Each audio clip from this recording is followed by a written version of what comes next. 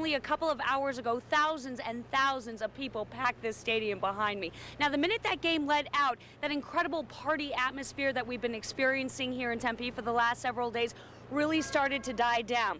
Now, police here say for the most part, folks this weekend really behaved. And football fans we spoke with say the Fiesta Bowl did not disappoint. 2 teens are in custody after a Magnolia High School student was stabbed with a screwdriver.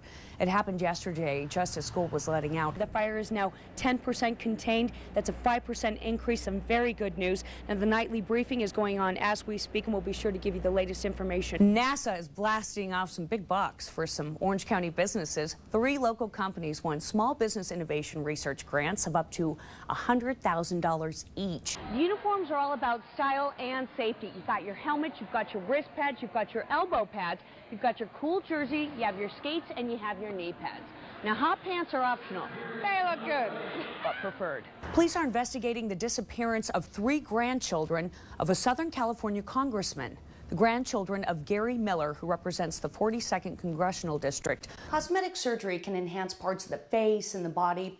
And while the procedure itself is obviously very important to achieving a certain look, health experts actually say that post-surgery skincare products can play a major role in the healing process. Evacuees in Heber were given these little plastic white strips to tie in the doors of their homes. And that was to let firefighters know that they had evacuated, they had moved out. But a lot of folks are refusing to tie these to their doors. They say they want to stay. The roosters saved. What's burning is... But the snowplow and shed on Bill Beecroft's property destroyed. Hear that fire? Beecroft, a Heber resident for 51 years, and his friend Richard Franco, a Hebert native, taking fiery matters into their own hands. If we once left, they won't let you back in. And so we just felt it was more important to stay.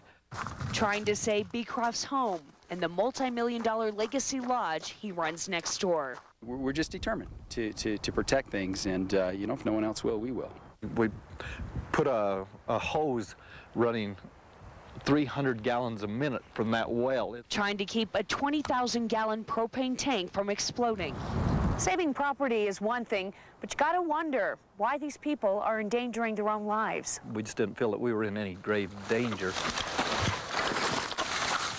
Maybe not while saving the home, but danger did become a fiery roadblock to safety in the end. Now, I do want to let everybody know that everyone inside that car, including us, we were in there as well. We did get out safely, obviously, but firefighters are encouraging folks who are being told to evacuate. You saw it for yourself. It's very dangerous out there. Even the men you saw in the story say things get any worse, they'll be the first ones to hightail it out of here. Judge Gary Pear is all the buzz at the Santa Ana Superior Courthouse. It's an audible vibration as well as a visual flashing of the lights. He's got a new way to summon jurors back to the courtroom after breaks by means of a beeping disc. Instead of sending the jurors out into the hallway, making them wait around endlessly, and guessing when they should return, my bailiff will now pass out pagers, and when they get the page, as you just saw, they then are on notice to return to court. It allows them much more freedom to go about the building, go down to the cafeteria, get a cup of coffee, use the facilities, the restroom, walk around, look at the pictures or paintings on the walls. The lights went off in Judge Pear's mind about 6 months ago while he was having dinner at a local restaurant. They handed me a pager, and I was looking at it, and it went off, vibrated, lights were flashing, and right away I said, you know what, this could probably be used for a jury. Taking a page out of the restaurant books, he presented his idea to court staffers. It would give the jurors options. I mean, they don't have to stand right outside the door. Once the idea was tested and approved, the courthouse purchased 16 pagers, making Pear the first judge in Southern California to have a tray of restaurant-style beepers for jurors. The old system is we put them in the hallway. We then go out in the hallway and tell them, oh, we need another hour. Then we go back in the hallway and we tell them we need another 20 minutes. And while the verdict on these new restaurant-style pagers so far is an overwhelming guilty of being a great idea. Great idea. I thought it was a great idea. The judge only has one worry, that the chargers and the batteries on the beepers live up to their lifetime sentences, or rather, lifetime warranties. For Daybreak OC, I'm Judy Alley. Meet mild-mannered Heather Shelton, a quiet corporate executive assistant and board liaison for Orange County's Opera Pacific. By day, she types, organizes, and coordinates for the corporate world. But at night, this buttoned-up businesswoman laces up the skates and rolls into her other world of roller derby. It's a way for me to get out some aggression. It's a way for me to network with some women. It's a way to show off and have a little fun. Heather is one of 60 women that skates with the Orange County Roller Girls. They pivot, jam, and block at bouts all over the state. Nobody doesn't like to see our girl in a short skirt jam around the rink, knock another girl down, and skate her buns off.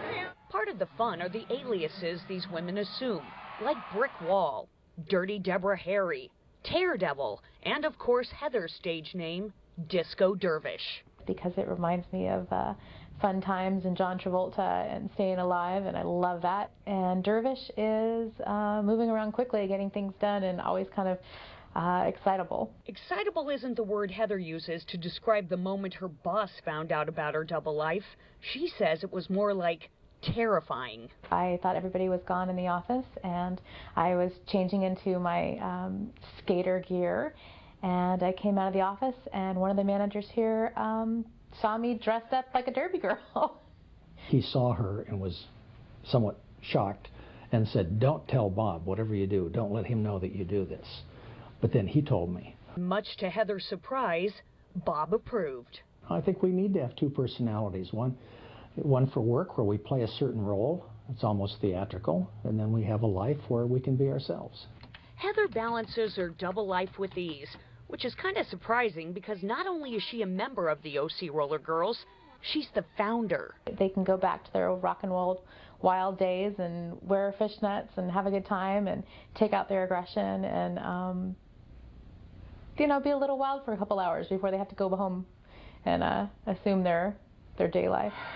But to go back to their daily lives in one piece, they have to protect themselves and look good, of course. Uniforms are all about style and safety. You've got your helmet, you've got your wrist pads, you've got your elbow pads, you've got your cool jersey, you have your skates, and you have your knee pads.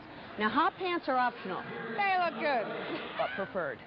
The hot pants are hot. It's attraction, right? I think that's what draws the crowd in. It's good advertising. I grew up in the 60s and 70s, and they were popular then, and I still think they're a good idea. Luckily for everyone, the hot pants aren't going anywhere. But Heather, or Disco rather, is definitely going places, whether she's on skates or not.